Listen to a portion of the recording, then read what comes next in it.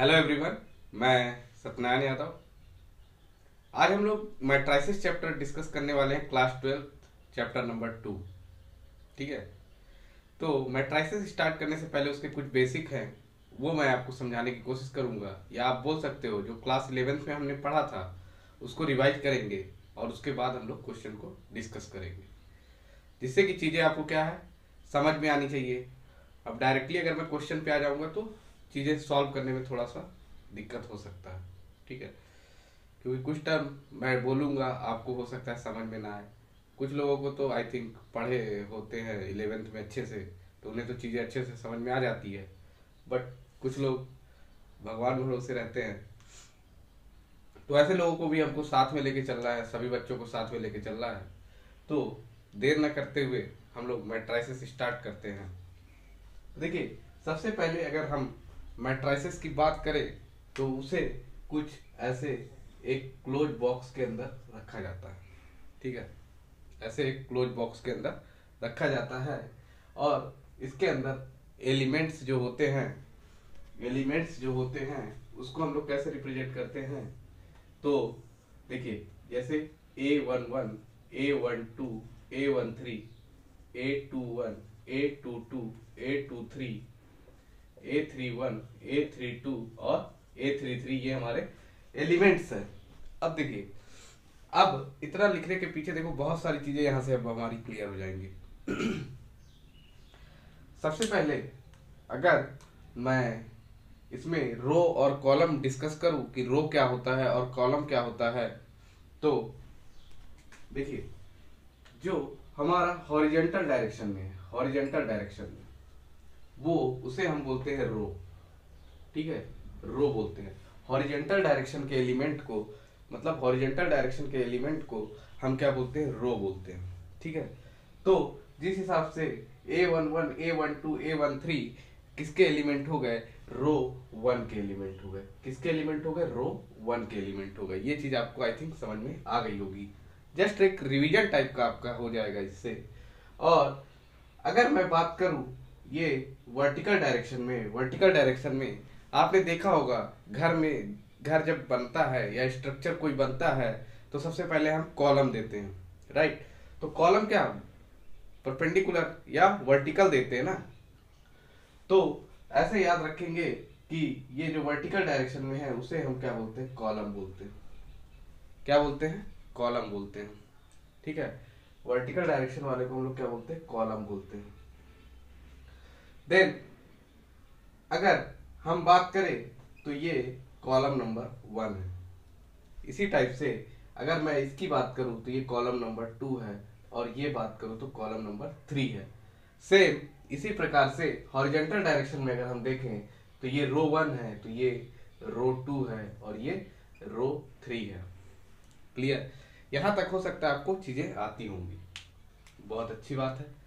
अब इसके बाद मैं और जो चीज डिस्कस करने वाला हूं, तो आपके मन में ये ख्याल आना चाहिए कि ये A11, A12 और A13 क्या है, 1211 और 13 क्या है, या A22 क्या है, A21 क्या है। तो उससे पहले जैसे मैं इस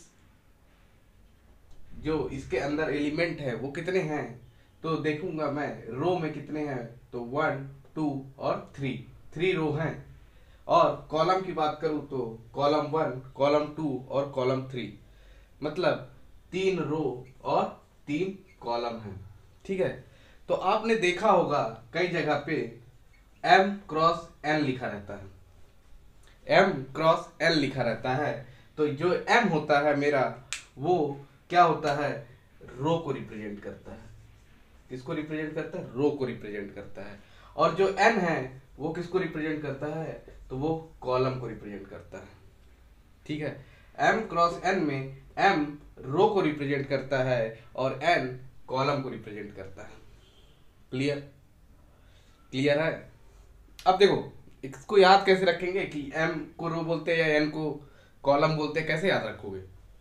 देखो, कॉलम की स्पेलिंग में क्या आता है, लास्ट में N आता है, तो N जो है ना वो क्या है, कॉलम है। ऐसे भी याद रख सकते हो।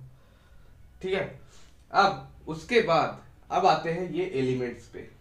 तो A11 क्या होता है, A12 क्या होता है और A13 क्या है, या फिर A21 क्या है, A22 क्या है, A23 क्या है, इसको समझने की कोशिश करते हैं।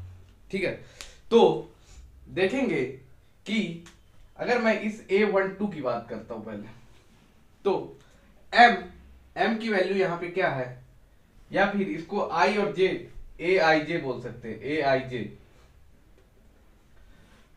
तो AIJ का मतलब क्या हुआ, A12 से अगर इसको कंपेयर कर दे तो I की वैल्यू I1 और J की वैल्यू I2, I की वैल्यू I1 और J की वैल्यू I2। क्लियर? तो AIJ, तो ये हमारा I रिप्रेजेंट करेगा किसको, रो को, और J रिप्रेजेंट कर रहा कॉलम को। मींस कि ये जो A12 है फर्स्ट रो में है और सेकेंड कॉलम में है। देखो हम लोग देख पा रहे हैं यहाँ पे कि ये एलिमेंट देखो फर्स्ट रो में है, R1 में है, और देखो कॉलम नंबर 2 पे है। तो A12 क्या रिप्रेजेंट कर रहा है, फर्स्ट रो और सेकेंड कॉलम। तो सेम A23 अगर देखें, A23 तो ये किसको रिप्रेजेंट कर रहा है, 2 रो को और 3 कॉलम को। तो देखिए A23 सेकेंड रो और थर्ड कॉलम में शो हो रहा है या नहीं देखते हैं। तो देखिए A2 सेकेंड रो में और थर्ड कॉलम में शो हो रहा है। तो यहां से भी देखिए कई लोगों को यहाँ पास से अच्छे अच्छे क्वेश्चन बनते हैं आपके सीईटी में। ठीक है, स्पेशली सीईटी और JEE वगैरह में यहाँ से अच्छे क्वेश्चन बनते हैं।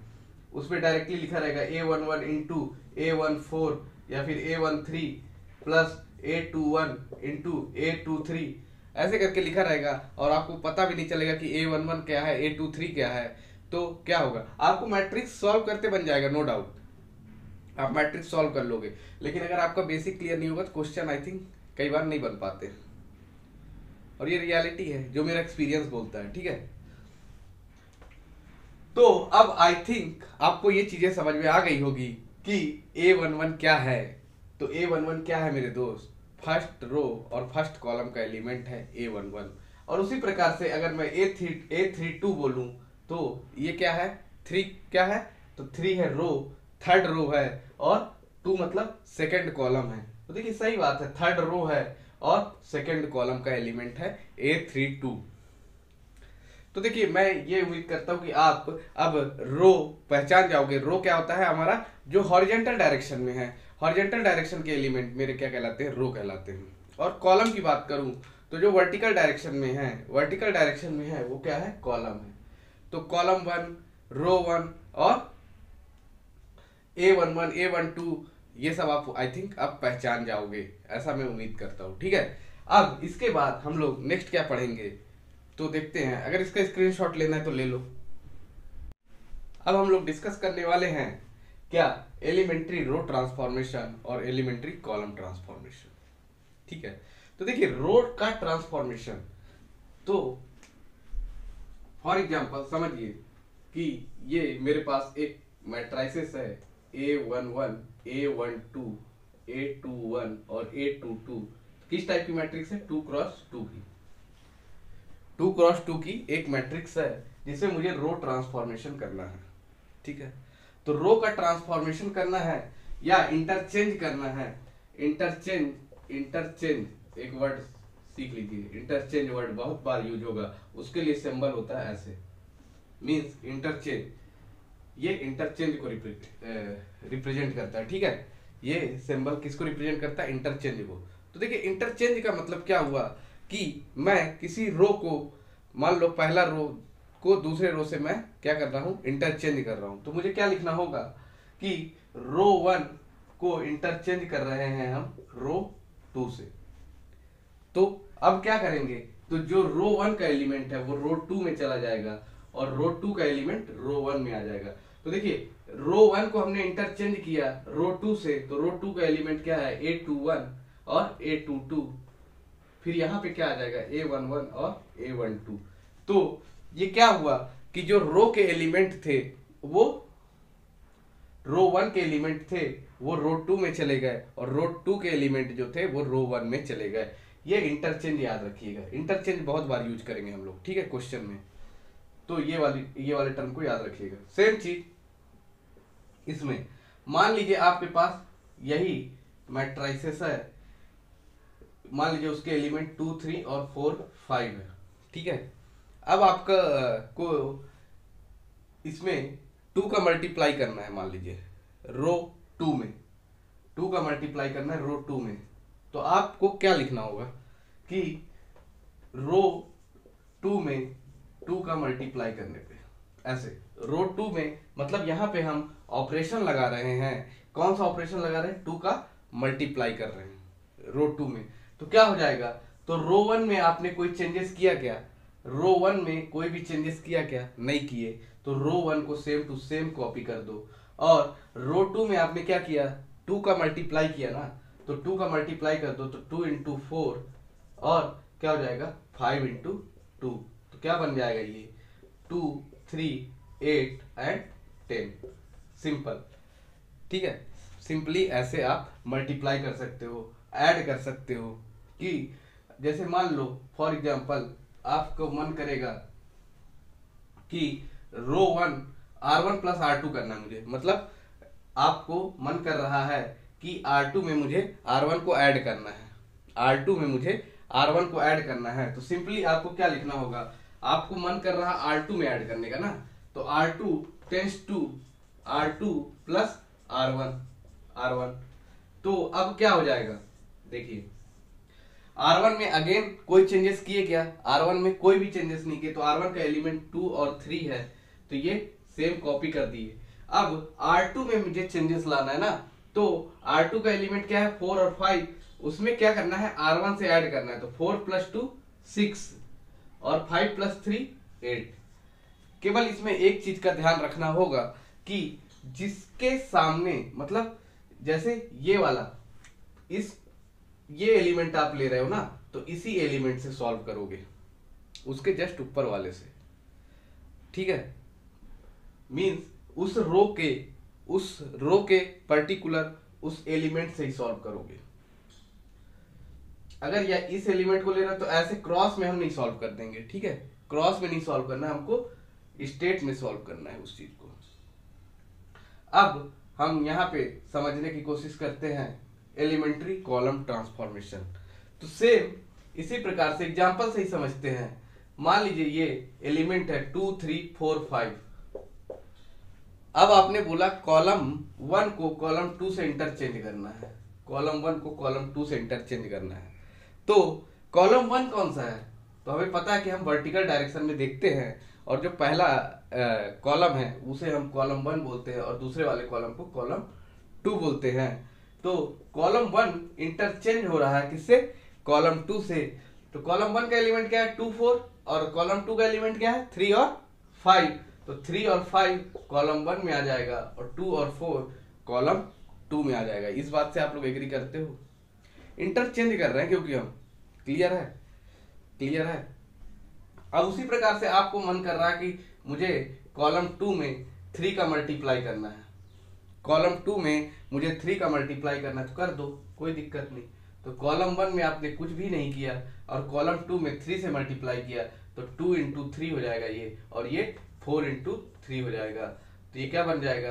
ये किसके इक्विवेलेंट हो जाएगा? तो 3, 5, 2 3 जा 6 और 4 3 जा 12। तो इस टाइप से आप रो का ट्रांसफॉर्मेशन और कॉलम का ट्रांसफॉर्मेशन कर लोगे, ऐसा मैं उम्मीद करता हूं, ठीक है। तो इसकी भी स्क्रीनशॉट लेना चाहो तो ले सकते हो। अब हम डिस्कस करने वाले हैं identity matrix, upper triangular matrix और नॉन सिंगुलर मैट्रिक्स। इसका हम लोगों को एक्सरसाइज जो 2.1 है उस पर यूज देखने को मिलेगा। तो आइडेंटिटी मैट्रिक्स क्या होता है? तो जैसे अगर 2 क्रॉस 2 का मैट्रिक्स है, ठीक है, तो आइडेंटिटी मैट्रिक्स क्या होगी? 1 0 0 1, ठीक है। मींस मुझे अगर कोई क्वेश्चन गिवन है उसमें बोले कि आइडेंटिटी मैट्रिक्स बनाइए, तो देखिए मान लो 2 4 3 5 ऐसे एलिमेंट दिए हुए हैं, तो सबसे पहले मेरा काम क्या होगा कि ये जो 2 और 5 है उसे 1 बनाना। 2 और 5 को क्या बनाना है? मुझे सबसे पहले 1 बनाना है। देन उसके बाद के जो ये 4 और 3 बचे उसे 0 बनाना मेरा मकसद होगा। किस केस में? आइडेंटिटी मैट्रिक्स के केस में, है ना। और यही चीज अगर 3x3 की होगी तब कैसे होगा? तो 1 0 0 0 1 0 और 0 0 1। ये किस टाइप का है? 3x3 का मैट्रिक्स है। ये हमारा क्या कहलाता है? Identity matrix. अब बात करते हैं अपर ट्रायंगुलर मैट्रिक्स की। तो अपर ट्रायंगुलर मैट्रिक्स में याद रखने वाली बात क्या है कि मान लीजिए आपके पास कुछ एलिमेंट, मान लीजिए ऐसे 4 3 5 2 7 9 3 4 2, ठीक है। तो आपने इसको सॉल्व करने के बाद क्या बनाना है? अल्टीमेटली जो गोल है मेरा वो क्या रहेगा कि डायगोनल एलिमेंट।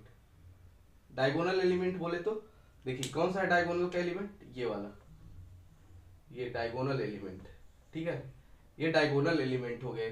डायगोनल एलिमेंट के जो नीचे के एलिमेंट्स है ना, उसे जीरो बनाना मेरा मकसद होगा। मेरा अल्टीमेट गोल क्या होगा कि ये वाले जो तीन एलिमेंट्स हैं, ये this this and this, means A21 A31 A32, A21 A31 और A32 को जीरो बनाना मेरा मकसद होगा। किसको किसको?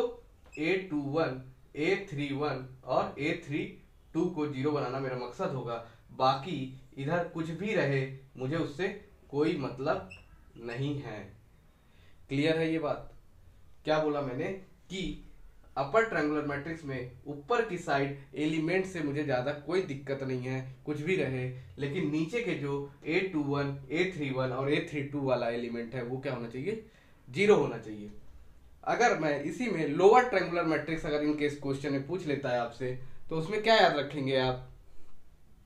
लोअर ट्रायंगुलर मैट्रिक्स के केस में तो उस पे आपको सिंपली ये जो डायगोनल एलिमेंट्स के, जैसे मान लीजिए ये A11 A22 और ये A33 है, तो इसके नीचे क्या होगा? A21 A31 A32, right. तो अब जो इसके ऊपर का एलिमेंट बचा वो क्या? A12 A13 और A23, ये क्या होना चाहिए? जीरो के बराबर होना चाहिए। तो ये किस टाइप का मैट्रिक्स हो जाएगा? लोअर ट्रायंगुलर मैट्रिक्स हो जाएगा। क्लियर है? क्या बोला मैंने कि जो डायगोनल वाला पार्ट है ना, डायगोनल के पार्ट के नीचे के एलिमेंट जीरो होने पे वो क्या कहलाएगा? अपर ट्रायंगुलर मैट्रिक्स। और डायगोनल के ऊपर के एलिमेंट के जीरो होने पे क्या कहलाएगा? Lower triangular matrix. ठीक है, ये बात याद रखना है आपको। अब ये इसमें ऐसा कुछ नहीं है कि 1 1 1 1 होना चाहिए, ऐसा कुछ नहीं, मैंने नहीं बोला। ठीक है, यहाँ पे कोई भी एलिमेंट रहेगा चलेगा, इवन यहाँ पे जीरो भी रहेगा ना तो भी मुझे कोई दिक्कत नहीं है, लेकिन ये तीन एलिमेंट मेरे जीरो होने चाहिए। बस ये होता है अपर ट्रायंगुलर मैट्रिक्स। क्लियर? अब बात करते हैं हम लोग, ये लिख लीजिएगा A32, ठीक है, ये क्या होना चाहिए? जीरो होना चाहिए, इक्वल टू जीरो। अब बात करते हैं हम लोग नॉन सिंगुलर मैट्रिक्स। देखिए, जब हमें एक मैट्रिक्स गिवन होगा, मान लीजिए एक मैट्रिक्स गिवन है 4 2 2 4, ठीक है, तो जब हम इसे सॉल्व करेंगे तो कैसे सॉल्व करते हैं? क्रॉस मल्टीप्लाई करते हैं, क्रॉस मल्टीप्लाई करते हैं और दोनों के बीच में क्या साइन लेते हैं? माइनस का साइन लेते हैं। तो 4 इंटू 2 4 इंटू 2 माइनस 4 इंटू 2, क्या आया ये? 8 माइनस 8 इक्वल्स टू 0। तो ये क्या हो गया? हमारा सिंगुलर मैट्रिक्स हो गया, सिंगुलर मैट्रिक्स हो गया।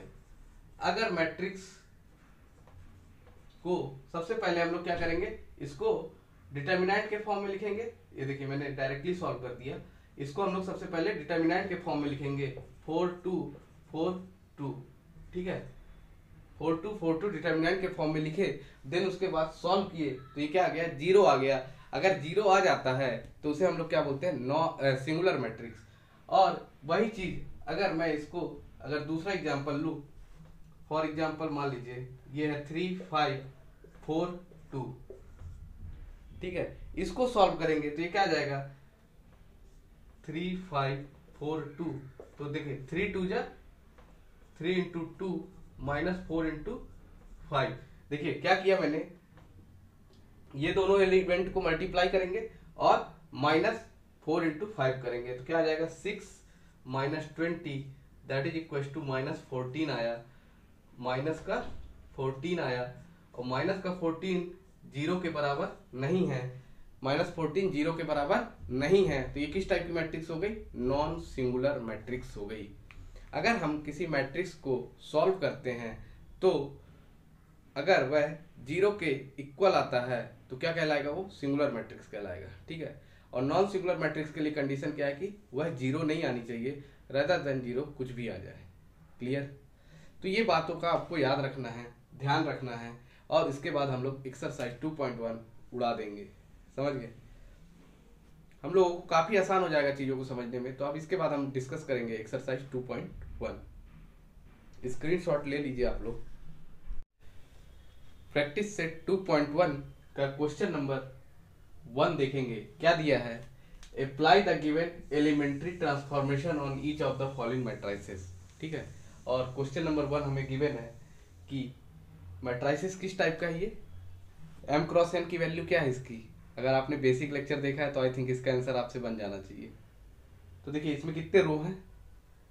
रो 1 और रो 2, 2 रो हैं तो 2, और कॉलम कितने हैं? तो 1 एंड 1 और 2। तो मतलब ये मैट्रिसेस किस टाइप का? 2 क्रॉस 2 का, पहली चीज। ठीक है, अब सॉल्यूशन क्या होगा इसका? मैट्रिक्स गिवन है 1 0 -1, 3। ठीक है, 1 0 -1, 3 ये हमारा क्वेश्चन है। ठीक है, देन क्या है कि R1 इंटरचेंज टू R2, ये हमें कंडीशन दी हुई है कि R1 मेरा इंटरचेंज हो रहा है किससे? R2 से। तो हमें क्या मिलेगा? वी गेट, क्या मिलेगा? तो चेंज कर दो ना। R1 क्या है? यही है रो 1, और ये क्या है? R2 है रो 2। दोनों को इंटरचेंज करना है, आपस में बदलना है। तो क्या हो जाएगा? -1 3 1 0। क्लियर है? -1 3 1 0 इसका आंसर हो जाएगा पहले क्वेश्चन का। काफी इजी है। क्वेश्चन नंबर 2, सॉल्यूशन नंबर 1 हो गया। ये सॉल्यूशन नंबर 2 की बात करें तो क्या दिया है क्वेश्चन देखिएगा। इसमें रो कितने हैं? एक किस टाइप की मैट्रिक्स है? तो देखिए ये रो 1 और ये रो 2 है, मतलब ये 2 क्रॉस, कॉलम कितने हैं? 1 2 एंड 3, 2 क्रॉस 3 का मैट्रिसेस है। क्लियर? इसमें ऑपरेशन क्या लगाना है? क्या लगाना है? R1 में ऑपरेशन लगाना है। R1 में ऑपरेशन लगाना है। क्या ऑपरेशन लगाना है? R1 को R2 से माइनस करना है। देखिएगा अच्छे से, R1 में ऑपरेशन लगेगा, R1 में ऑपरेशन लगेगा, और कौन सा ऑपरेशन लगेगा?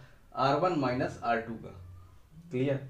तो देखो सॉल्यूशन नंबर 2,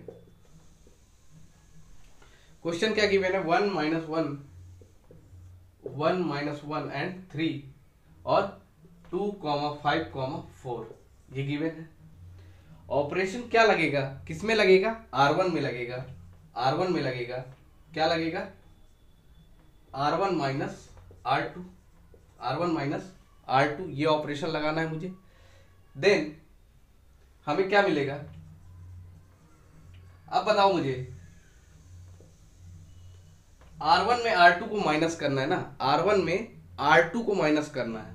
तो R1 मेरा क्या है? 1, और R2 क्या है? 2। तो 1 - 2 करोगे तो क्या आएगा? माइनस का 1 आएगा, माइनस का 1। देन -1 और ये 5 का -5।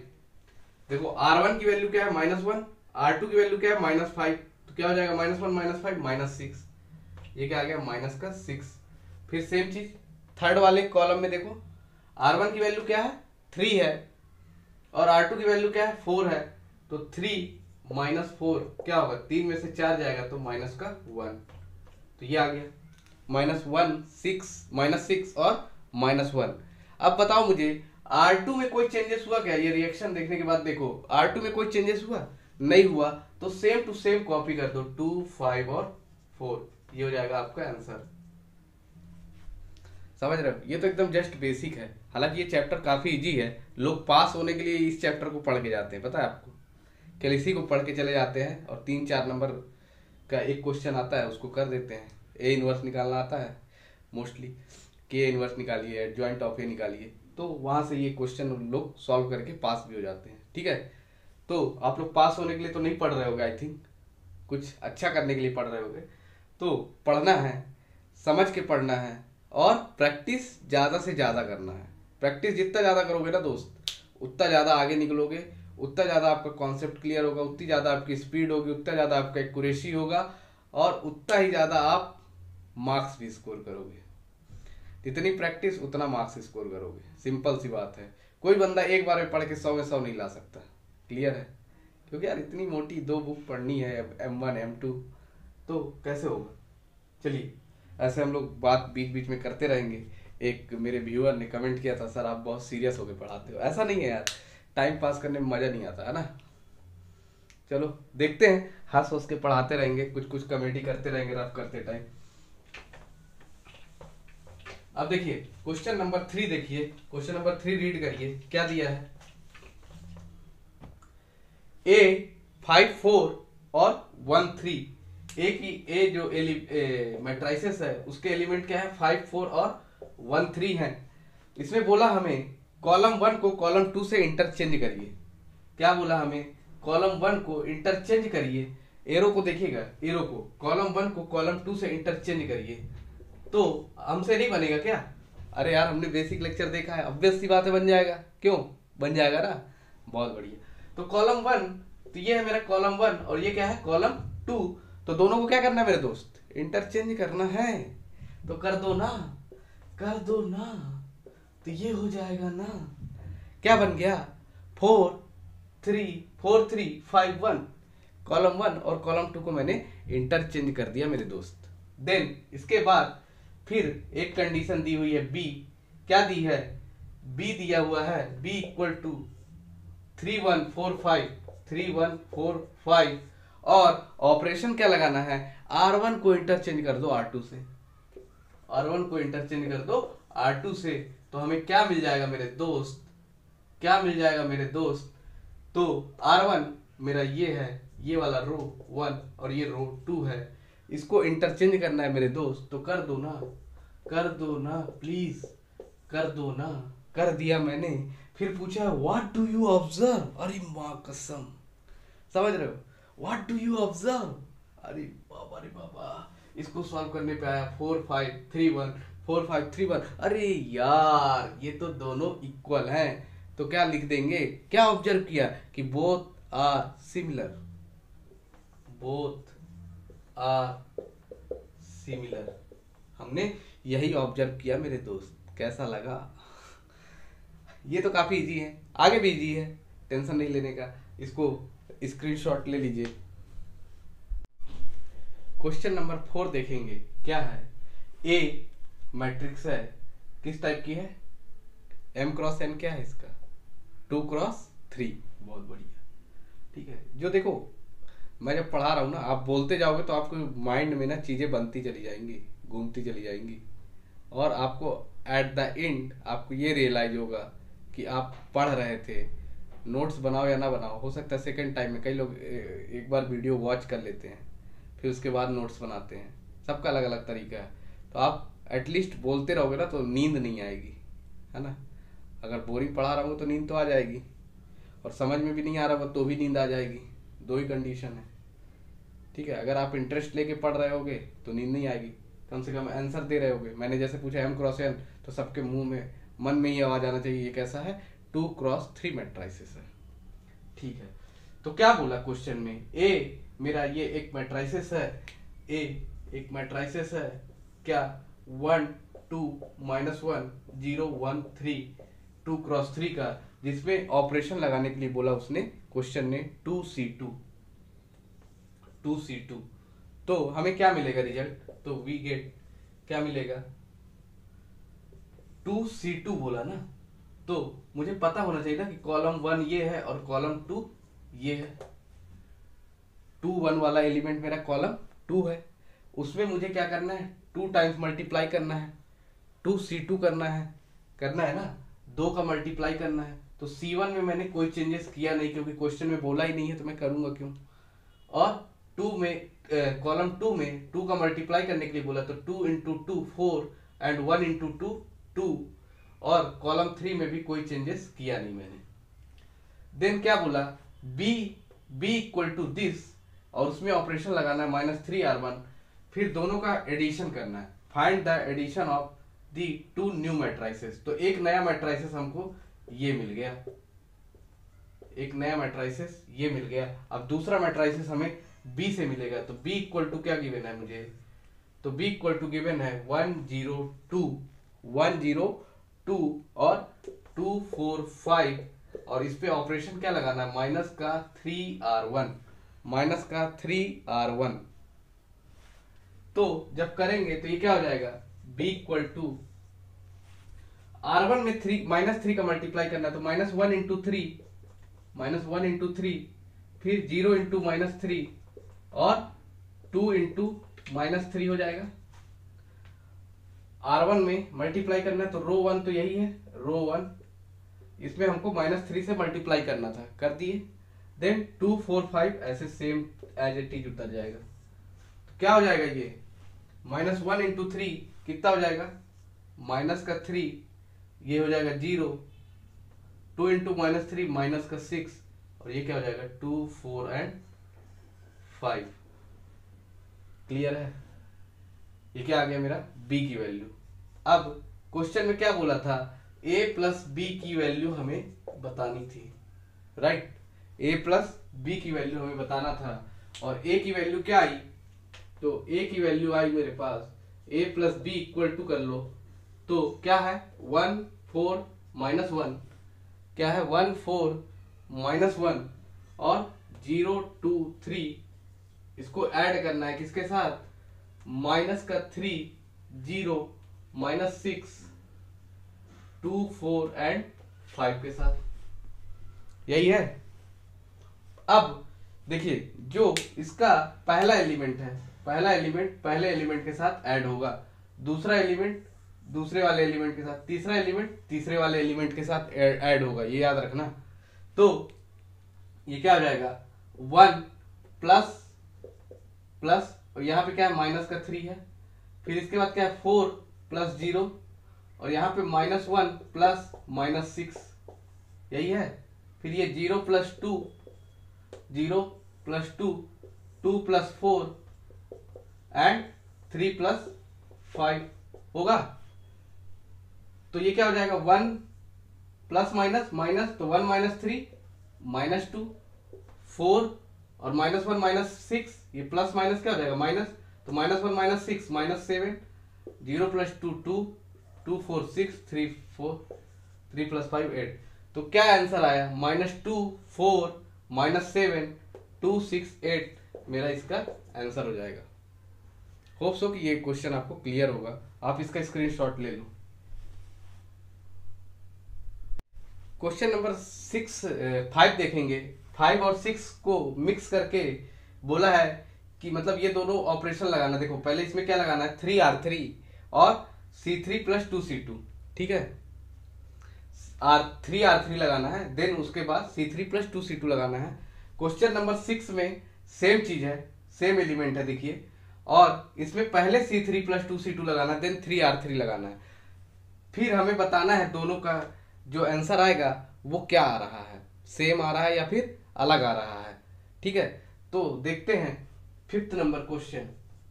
5th नंबर क्वेश्चन क्या दिया है 1 -1 3 2 1 0 और 3 3 1। अब इसमें क्या बोला है पहले 3r3 लगाना है, तो क्या मिलेगा वी गेट, क्या मिल जाएगा हमको r3 बोले तो ये वाला थर्ड रो के एलिमेंट ये हो गए। इसमें मुझे क्या करना है 3 से मल्टीप्लाई करना है यार, है ना, समझ पा रहे हो। 3r3 का मतलब क्या हुआ कि r3 वाले रो में 3 से मल्टीप्लाई करना है, तो कर दो ना, किसका वेट कर रहे हो, मेरा वेट कर रहे हो, कर लो। तो देखो हमने r1 में कोई चेंजेस नहीं किया मेरे दोस्त, r2 में भी कोई चेंजेस नहीं किया, r3 में 3 का मल्टीप्लाई किया तो 3 3 जा 9, चलिए ऐसे कर देते 3 इंटू 3, ये हो जाएगा 3 इंटू 3 और ये हो गया 1 इंटू 3, हो जाएगा। तो ये 3 इंटू 3 किसके बराबर हो गया, 9 के बराबर, ये भी 9 के बराबर और ये 3 के बराबर हो गया। क्लियर है। तो मेरा ये आ गया 3R3 ऑपरेशन लगाने के बाद। देन उसके बाद मुझे क्या बोला है क्वेश्चन में, and then C3 plus 2C2 करना है, C3 प्लस 2C2।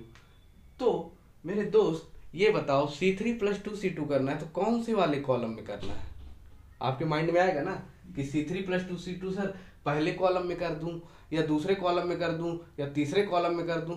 तो देखो यहाँ पे पहला एलिमेंट क्या है, C3 है ना, तो मतलब ये ऑपरेशन कहाँ पे लगेगा, C3 वाले कॉलम में लगेगा, C3 वाले कॉलम में लगेगा, मतलब यहाँ पे ये है ना हमारा C3। तो यहाँ पे हमें लगाना है C3 plus 2C2, C3 plus 2C2। तो C1 और C2 पे कोई हमने चेंजेस किया है क्या मेरे दोस्त? C3 में किया ना, तो ये हमारा C3 में है, ये ऑपरेशन कहाँ लग रहा है, C3 में लग रहा है। तो C1 और C2 में कोई चेंजेस नहीं किया, तो मैं सेम टू सेम कॉपी करने की कोशिश करूंगा। 1 2 9 माइनस 1 1 एंड 9। अब क्या करेंगे, C3 वाले कॉलम में, कॉलम नंबर 3 में हम ऑपरेशन लगाएंगे C3 plus 2C2, C3 plus 2C2। तो देखो रफ कार्य मैं इधर कर देता हूं, C3 बोले तो 3, ये पहला element 3 plus 2 times of C2, तो C2 की वैल्यू क्या है -1, तो क्या हो जाएगा 3 plus minus minus 2 that is equal to 1 हो जाएगा। तो यहाँ पे वैल्यू क्या आ जाएगी, 1 आ जाएगी, 1 आ जाएगी। क्लियर है। ये देखो ये वाला सॉल्यूशन ये यहाँ से इतने में, ठीक है। देखो एकदम बेसिक से समझा रहा हूं मैं।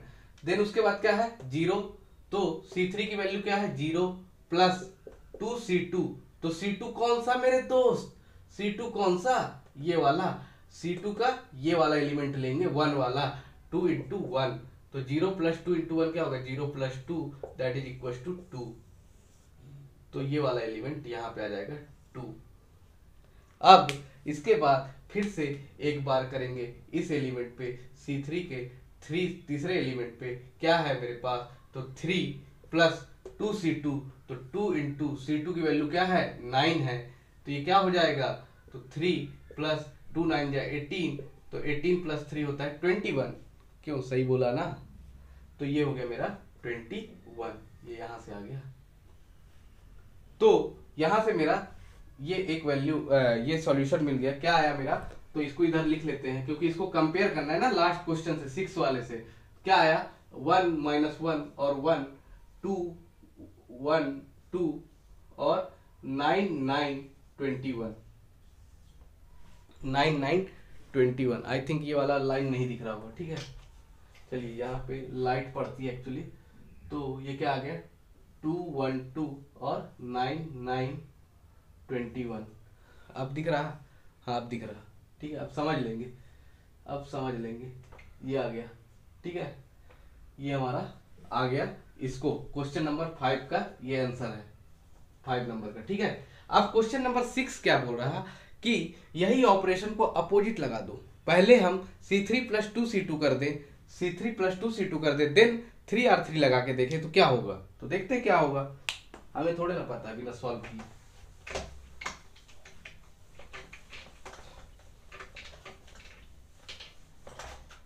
तो देखिए क्या है, देखेंगे 1 माइनस 1 1 माइनस 1 3 और 2 1 0 2 1 0 3 3 1। ये मेरा मैट्रिसेस ए गिवन है, ए मैट्रिसेस गिवन है 1 माइनस 1 3 2 1 0 और 3 3 1, राइट। अब बोला है मुझे क्या ऑपरेशन लगाना, C3 प्लस 2C2 लगा दो ना मेरे दोस्त, C3 plus 2C2, C3 plus 2C2 क्या होगा करके देखते हैं।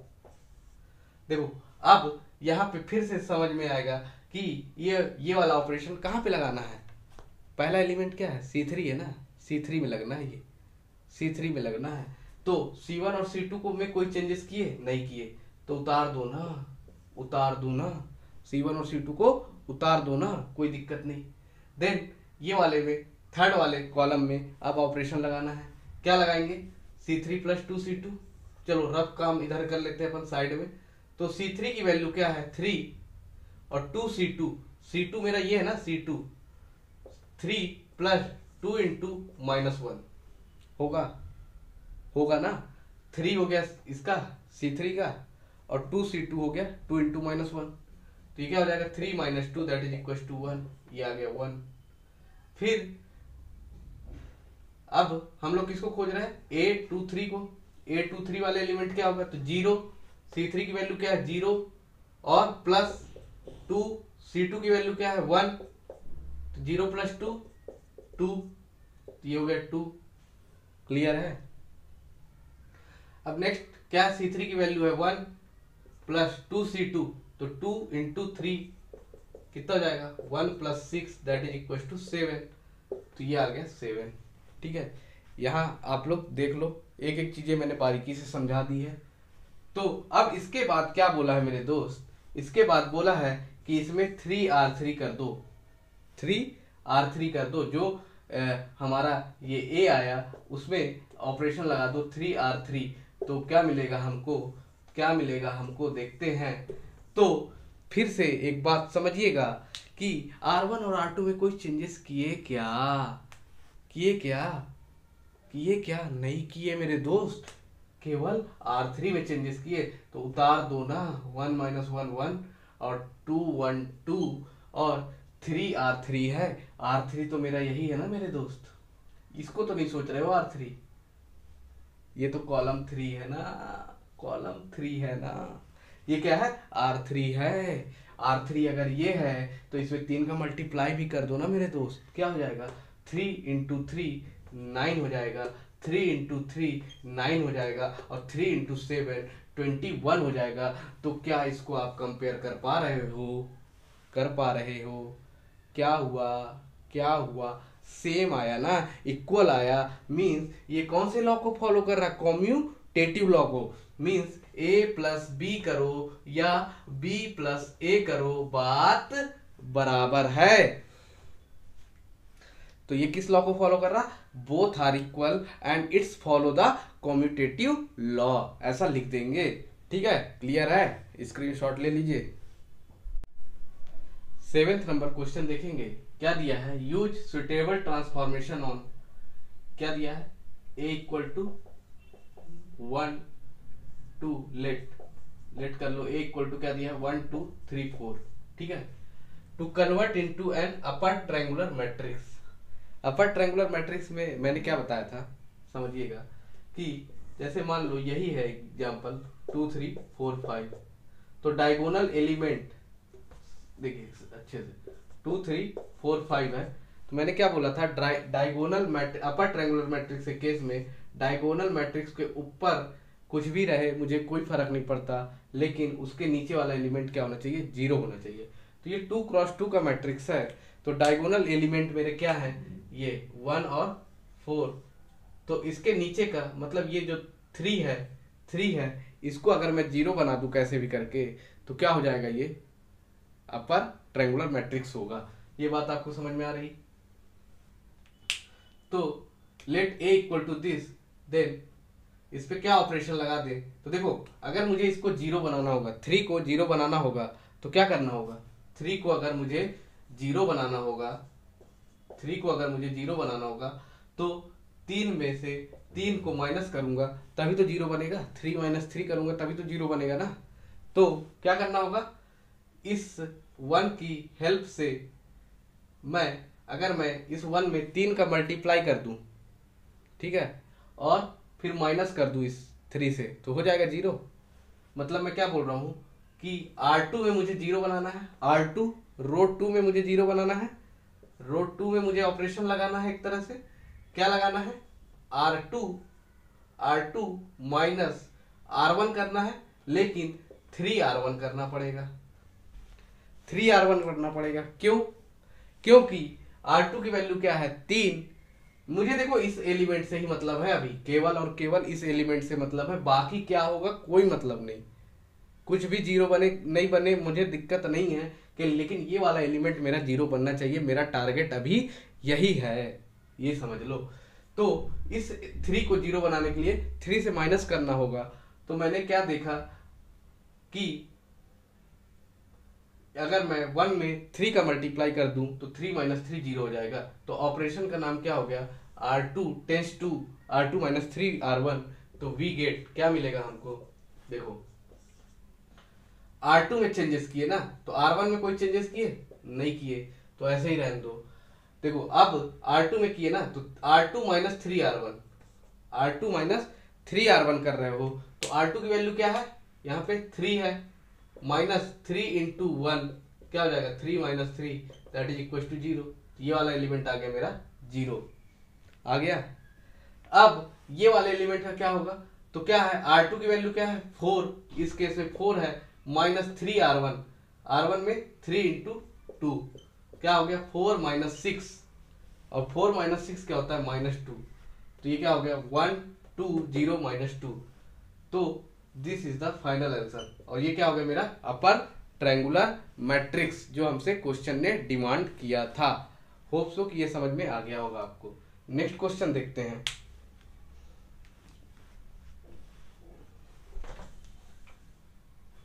इसको लिखना हो तो लिख लीजिए, स्क्रीनशॉट ले लीजिए।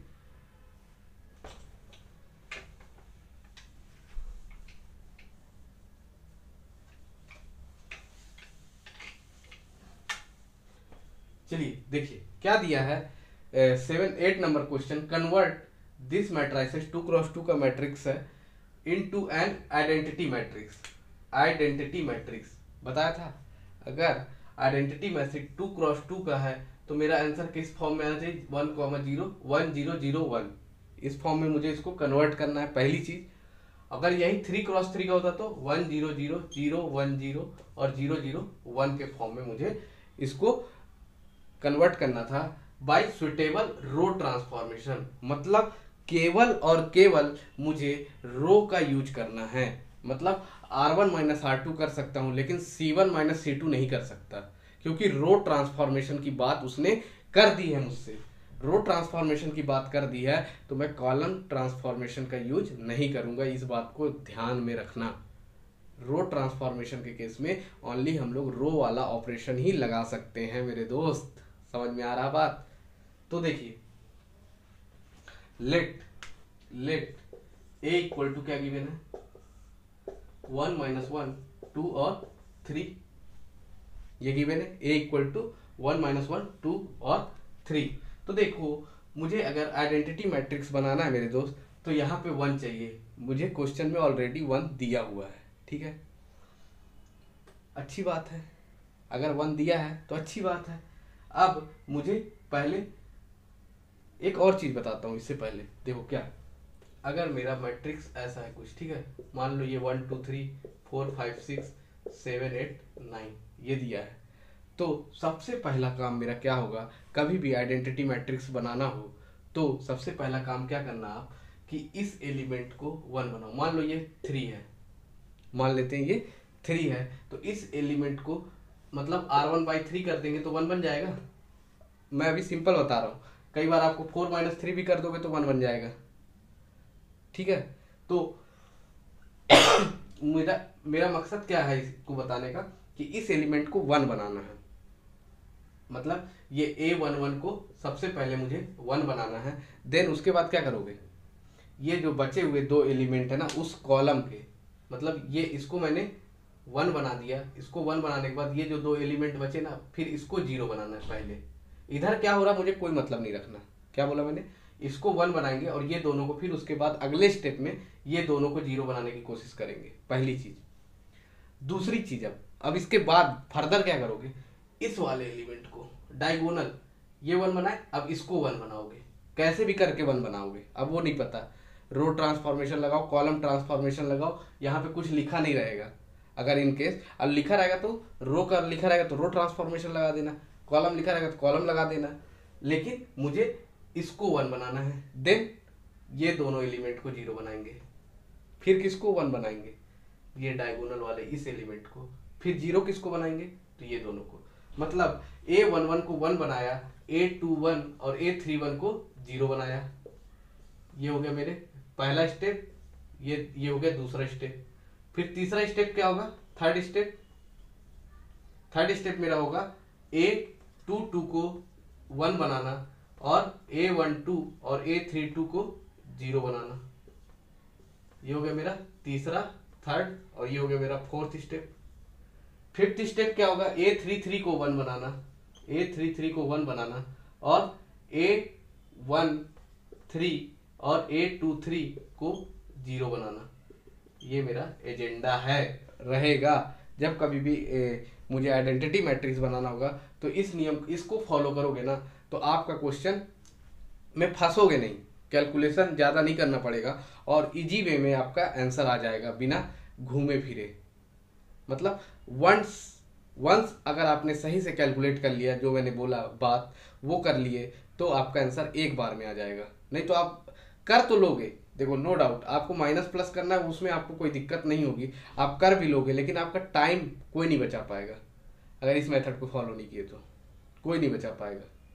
क्वेश्चन ऐसे ऐसे आ जाएंगे ना कि आपको वहीं घुमा देगा, क्योंकि उसको पता है आप मैट्रिक्स पढ़ के आए हो, आपको बहुत कॉन्फिडेंस है उसमें, ओवर कॉन्फिडेंस हो बोल सकते हो, तो आप गड़बड़ करोगे। तो ये मेथड फॉलो कर लेना, ठीक है। अब आप आते हैं इस पर्टिकुलर क्वेश्चन में। अगर जिसको स्क्रीनशॉट लेना होगा ना तो इसको रोक के स्क्रीनशॉट ले लेना, ठीक है। A इक्वल टू दिस, तो अब मेरा देखो यहाँ 1 दिया है, तो अब मुझे 0 किसको बनाना होगा, इस एलिमेंट को। अभी 2 क्रॉस 2 है ना, तो इसके नीचे का एलिमेंट तो यही है, तो इसको 2 को मुझे 0 बनाना है। तो क्या करेंगे, R2 में, R2 वाले रो में है ना, तो R2 माइनस 2R1 कर दूं। 1 बनने से देखो कितना फायदा होता है, यहाँ 2 था तो 2 से मल्टीप्लाई कर दिया, माइनस कर दिया, 0 हो जाएगा, 2 माइनस 2 0 हो जाएगा, इसलिए 1 बनाते हैं हम। समझ में आया।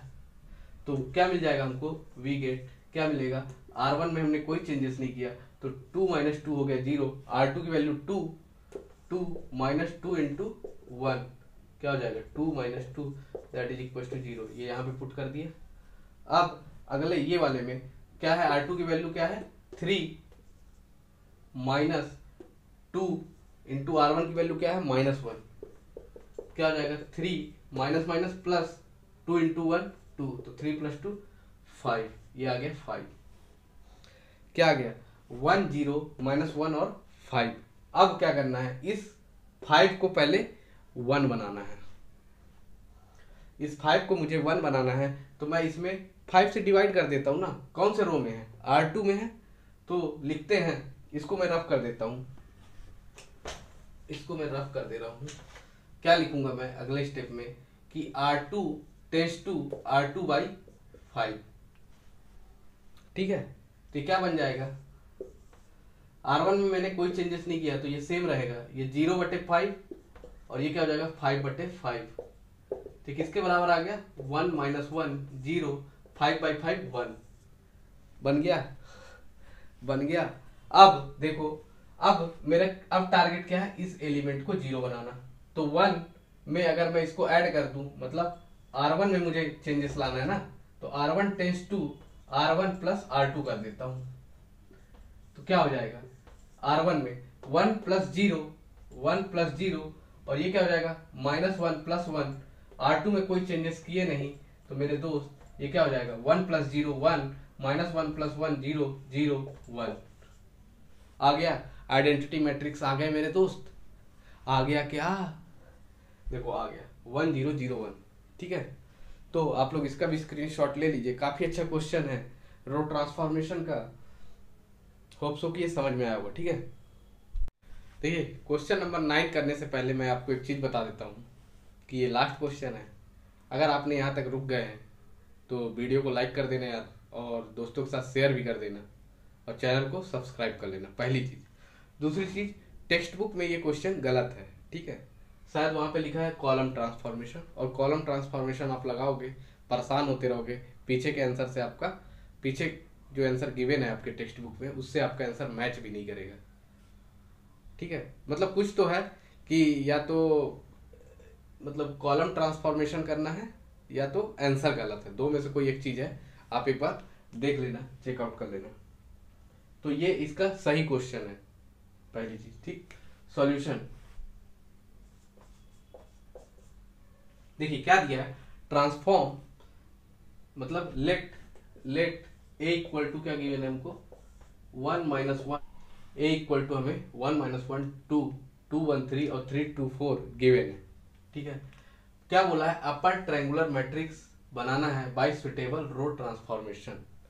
ठीक है, रो ट्रांसफॉर्मेशन लगाना है, अपर ट्रायंगुलर मैट्रिक्स बनाना है मुझे। और ये किस टाइप की मैट्रिक्स है, तो m क्रॉस n की वैल्यू क्या है मेरे दोस्त, 3 क्रॉस 3 है, 3 क्रॉस 3 है पक्का, 3 रो और 3 कॉलम है, तो ये 3 क्रॉस 3 की मैट्रिक्स है। तो अपर ट्रायंगुलर मैट्रिक्स अगर बोला है मुझे, अपर ट्रायंगुलर मैट्रिक्स बोला है, तो कौन से एलिमेंट जीरो होने चाहिए, कौन से एलिमेंट को जीरो बनाना होगा, तो इसको, इस एलिमेंट को और इस एलिमेंट को मुझे जीरो बनाना है by the help of row transformation. Clear है, तो इसको सॉल्व करते हैं। देखो यहाँ पे सबसे अच्छी बात है 1 गिवन है, तो जब 1 गिवन है तो मुझे रो ऑपरेशन लगाने में ज़्यादा दिक्कत नहीं होगी। R2 में मुझे जीरो बनाना है ना, R2 वाले रो में, तो क्या करूँगा, R2 माइनस 2 इंटू R1, तो 2 से मल्टीप्लाई कर दूंगा इसमें, तो क्या हो जाएगा 2 इंटू 1 2 और 2 माइनस 2 0। फिर ये 3 को भी मुझे माइनस करना है, R3 में है, तो R3 माइनस 3R1 कर दूंगा। ठीक है, क्लियर है ये। अब आपको ये तो नहीं लग रहा कैसे कर दिए, अब तो आई थिंक समझ में आना चाहिए। तो A सिमिलर टू सिमिलर किसके हो जाएगा, R1 में हमने कोई भी चेंजेस नहीं किया मेरे दोस्त, तो सेम कॉपी कर दो, 1 माइनस 1 और 2 सेम कॉपी कर दो। अब देखो R2 की वैल्यू क्या है यहाँ पे, 2 माइनस 2 इंटू R1 की वैल्यू है 1, तो 2 माइनस 2 क्या हो जाएगा 0, तो ये आ गया 0। अब यहाँ पे देखो R2 की वैल्यू है 1 माइनस 2R1, तो माइनस 2 इंटू R1 की वैल्यू क्या है -1, तो ये क्या हो जाएगा 1 plus 2 that is equal to 3, ये आ गया 3। अब यहाँ पे R2 की वैल्यू क्या है 3 माइनस 2R1, तो 2 इंटू 2 तो 3 minus 4 that is equal to -1, ठीक है, आ गया -1। क्लियर है।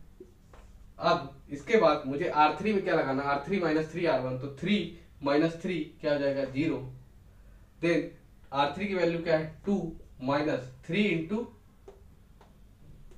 -1, क्या हो जाएगा 2 plus 3 that is equal to 5। फिर नेक्स्ट क्या है 4 माइनस 3 इंटू 2, तो 4 minus 6 that is equal to -2, तो ये आ गया -2। अब देखो ये दो एलिमेंट तो जीरो बन गए। अब मुझे किसको बनाना है जीरो, केवल और केवल इस 5 वाले एलिमेंट को। अगर मैं इस 5 वाले एलिमेंट को जीरो बना दूं तो मेरा ये अपर ट्रायंगुलर मैट्रिक्स बन जाएगा।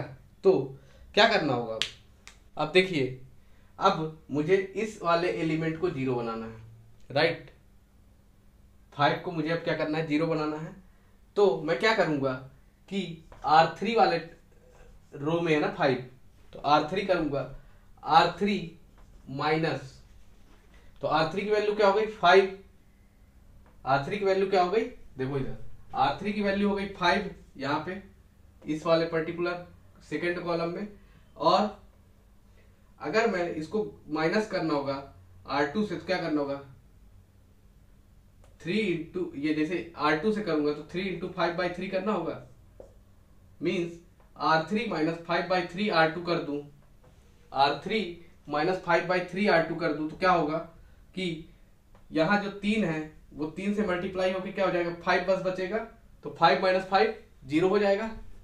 क्या बोला मैंने, R3 tense to R3 minus 5/3 R2। इससे फायदा क्या होगा, देखो 5 है यहाँ, 5/3 से मल्टीप्लाई करने का क्या मतलब है, तो देखो 5 माइनस 5 और ये 3 से 3 क्या हो जाएगा, कैंसिल आउट हो जाएगा, तो बन जाएगा क्या बन जाएगा 5 माइनस 5 बन जाएगा ना, तो 0 हो जाएगा वो। अब देखो ऑपरेशन लगाते हैं इसको, तो A सिमिलर टू क्या हो जाएगा, देखो R1 और R2 में कोई चेंजेस नहीं किए, तो 1 माइनस 1 2 0 3 माइनस 1। अब ये देखो R3 0 माइनस 5/3 R2, तो ये 0 है, तो ये तो 0 ही रहेगा, 0 इंटू समथिंग करोगे तो 0 ही आएगा क्योंकि, ठीक है। अब आते हैं इस वाले एलिमेंट पे, तो R3 की वैल्यू क्या है 5 माइनस 5/3 इंटू R2 की वैल्यू क्या है 3, तो ये 3 से 3 कैंसिल आउट हो गया, तो 5 माइनस 5 0 हो गया। अब ये वाले एलिमेंट पे आते हैं, तो R3 की वैल्यू क्या है यहाँ पे माइनस का 2 माइनस माइनस ये वाला 5/3 इंटू R2 की वैल्यू क्या है माइनस का 1, तो क्या हो जाएगा -2 प्लस 5/3, तो 2 3 जा 6, -6 प्लस 5/3 क्या हो जाएगा -6 प्लस 5/3, तो माइनस का 1/3 आएगा। तो ये हमारा अपर ट्रायंगुलर मैट्रिक्स बन जाएगा। होप सो कि ये दोस्तों आपको समझ में आ गया हो। अगर समझ में आ गया है तो क्या करना है, आपको लाइक करना है, दोस्तों के साथ शेयर करना है और चैनल को सब्सक्राइब कर लेना है। Thank you for watching this video.